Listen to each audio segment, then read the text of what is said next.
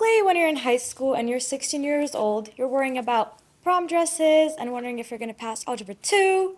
Me, on the other hand, I was focused on making employee schedules, handling customer conflicts, and making sure that I turned off the open signs when I closed, which I forgot to, actually. I had a part-time job at Scooter's Coffee shortly after I'd quit Dunkin' Donuts, and I realized I do really enjoy making coffee. And being a barista is so much fun, until it wasn't. Slowly, employees started quitting, people started getting fired, and our manager stopped showing up as frequently as she would. And before I could realize it, everything was in my hands.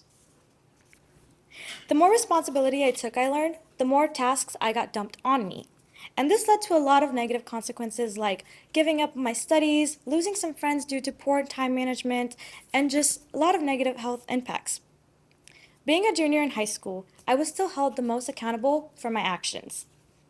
I'd have to do open to close shift, pick up other people's slack, take out the trashes, do a lot of the dirty work that I didn't get paid for, didn't have the title for, or was I willing to do it?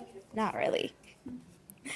One evening when I was closing at Scooters, I was sitting there debating, do I go to my tennis match tomorrow morning, or do I stay back and close the store because I know without my supervision, this is gonna turn into a mess and it's gonna be hard to come out from this deep hole.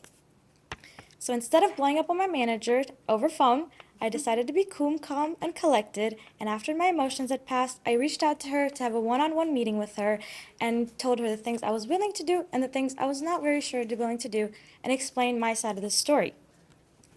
This experience at Scooters not only taught me how to deal with people, but it taught me how to set boundaries and learn that when you're available and you're accountable does not mean you always get to pick up other people's slack. I also learned this in my life right now as I'm a real estate agent. I learned people are going to come to you with questions and concerns all the time, but it's ultimately up to me to set boundaries on my personal time versus my business time.